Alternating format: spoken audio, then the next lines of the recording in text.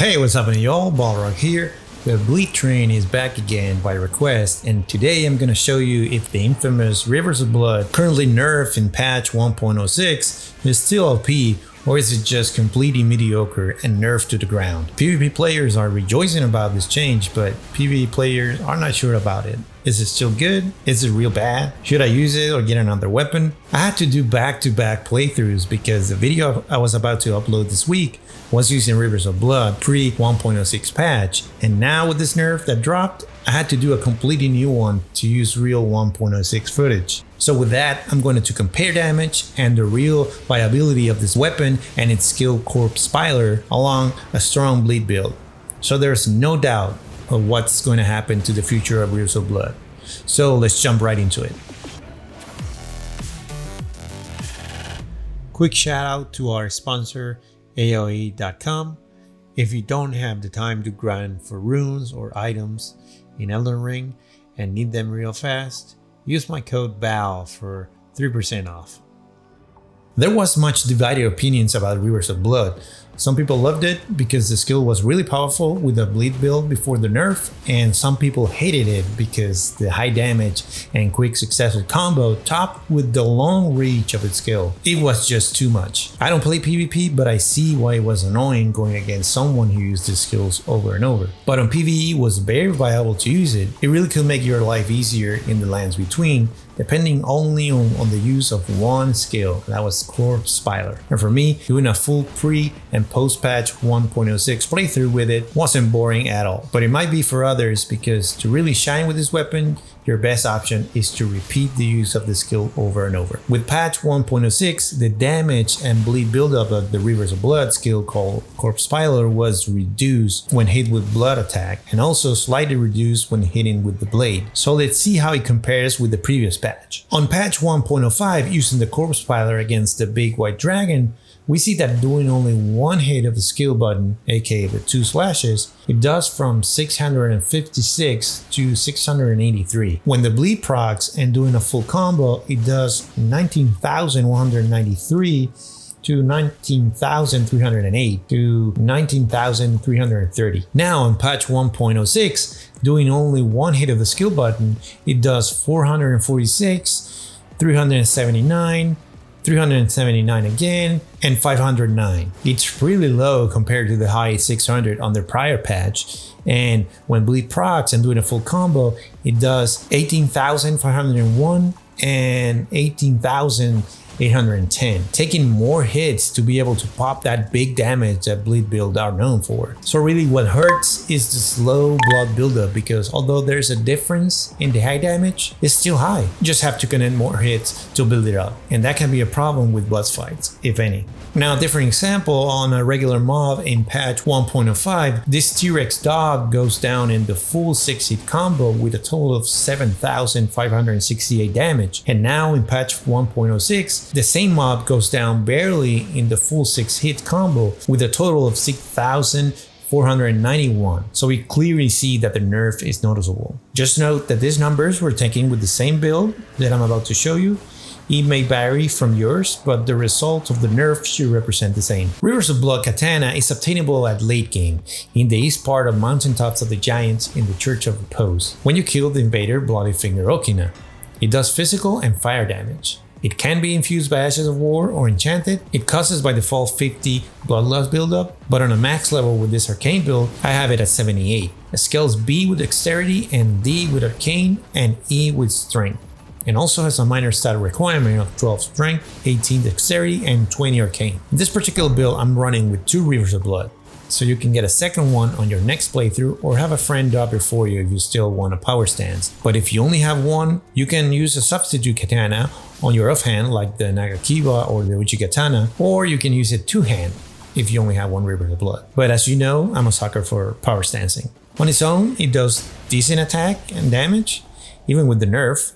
If you want to use jump attack, running attacks, and regular combos, the reach of it's a bit short compared to other katanas. So this is where you realize that there are other better options for normal attacks, but the skill of this katana does great damage that becomes the only option to kill things faster. The skill called Corpse Spiler that creates a blood slash 2 times. You can chain up this skill up to 2 more times, hitting the same button in mid-animation. The first set does 2 quick slices with incredible reach and spread. The second set does 3 quick slices, and the third set does a finishing slice. All of those blood slices does great damage and build up the bloodlust. Now a little bit slower than before because of the recent nerf, and when it pops, takes a big chunk of enemy health. So you see that the only option with this katana is using these skills most of the time. And that's where the controversy was, or is still, because Corpse Spiler was really powerful, and I think it still is. Has a great reach, it's fast, you can chain it up for a total of 6 hit, added bloodlust to it, and has a low 17 FP cost. So before we dive into the details of the build, if you found this video interesting so far, please hit the like button and hit that subscribe button if you don't want to miss any future videos. Thank you all for helping to grow this channel. Now, what better way to cosplay as a samurai with a cursed katana than with actual samurai armor, right? There's a few choices in the game that you can get your hands on. Some you may find better looking or with better stats. So it's up to you what samurai armor you want to use. Remember, it's fashion souls for the win. The first set that I got is Lance of Reed.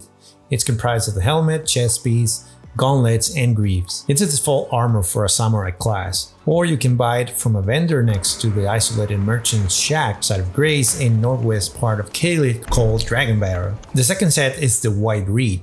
It's comprised by the Okina mask, chest piece, gauntlets, and greaves. All the pieces except the mask can be found in Spirit Colored Cave in Mountaintops of the Giants, in a corpse in a long cavern hallway where you find a lot of spirit wolves. And the third set is the Ronin. It's comprised of Iron Casa helmet, chest piece, gauntlets, and greaves. You can get it by completing Bloody Fingered Hunter Yura questline, or killing him when he's located in Summer Ruins in Mountaintops of the Giants. Of all of the 3 armors, the Ronin set is the one I decided to use because it looks good and has better stats than the others. Also, I'm using the Okina mask. It dropped from the same invader that gives you Rivers of Blood. It gives you +3 dexterity but lowers your focus by 44. At the end of the day, you can use the samurai armor you like or the combination of pieces. It's really fashion souls up to this point. The rest of the armaments are a dagger to buff up with Golden Vow Ash of War. The seal is the Dragon Communion seal to apply the incantations Flame Grant Me Strength or Flame Cleanse Me. You can use any other seal you got because we're not using any offensive incantations that can be affected by the incantation scaling. The talisman on this build are a lot of Blood Exaltation that raises attack power by 20% for 20 seconds when bloodlust occurs in the vicinity. It drops from the boss Esger, Priest of Blood in Lanedale Catacombs at Lanedale Capital. Next is the Carrion Filigree Crest that will decrease FP cost of skill by 25%. In this case, lowering the cost of Corpse Spiler from 17 to 13. Next is Shard of Alexander that will increase attack power skills by 15%. It drops from Iron Fist Alexander after completing his questline. He's the big jar NPC that you first met west of Stormvale Castle in Limgrave, where you kick him out of the ground. And the final talisman is always interchangeable depending on the boss fight. I normally use Millicent Prosthesis that increases attack power depending on the number of attacks you land.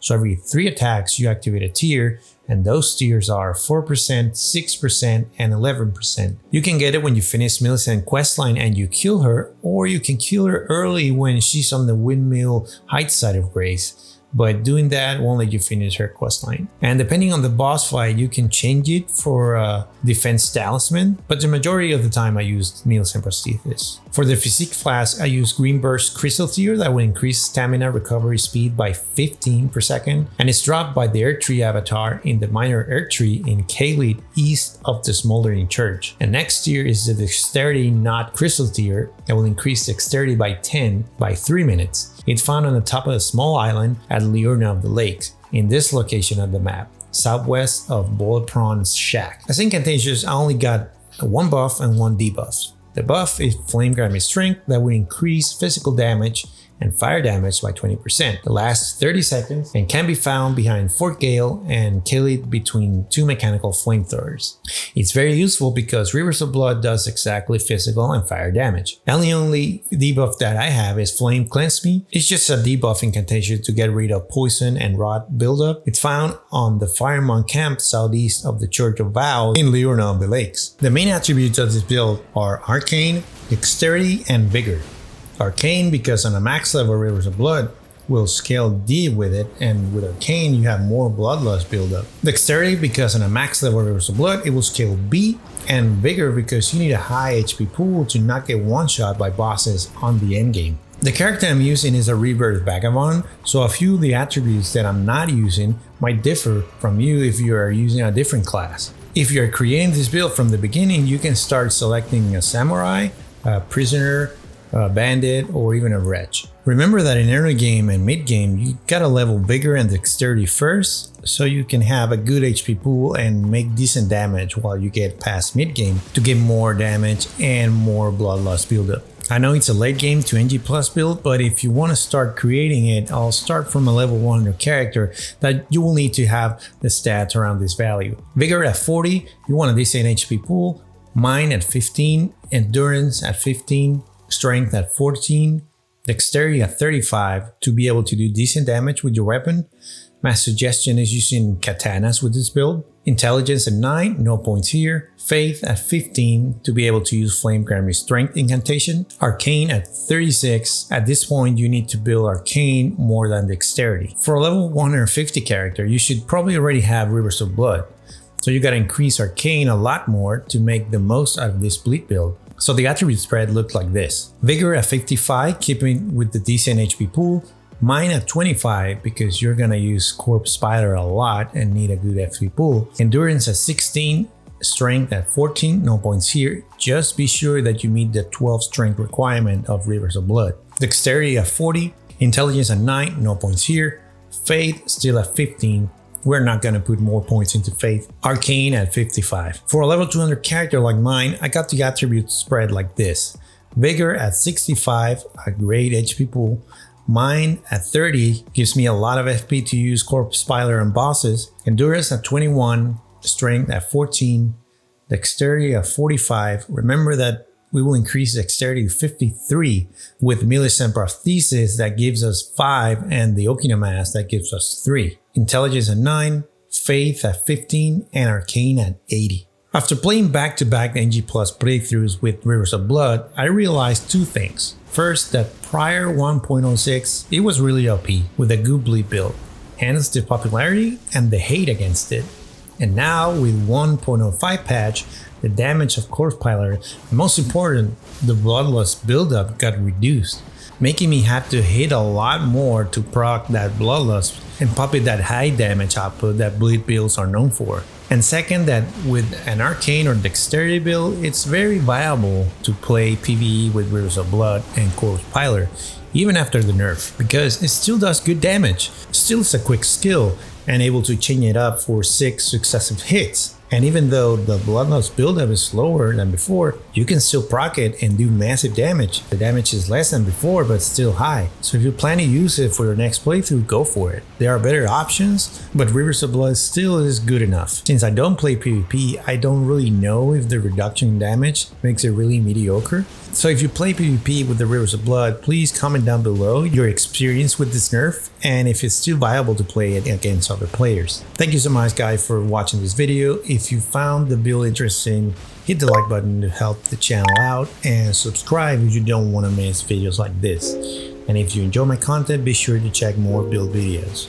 So as always, be safe and see you on the next one. Ciao!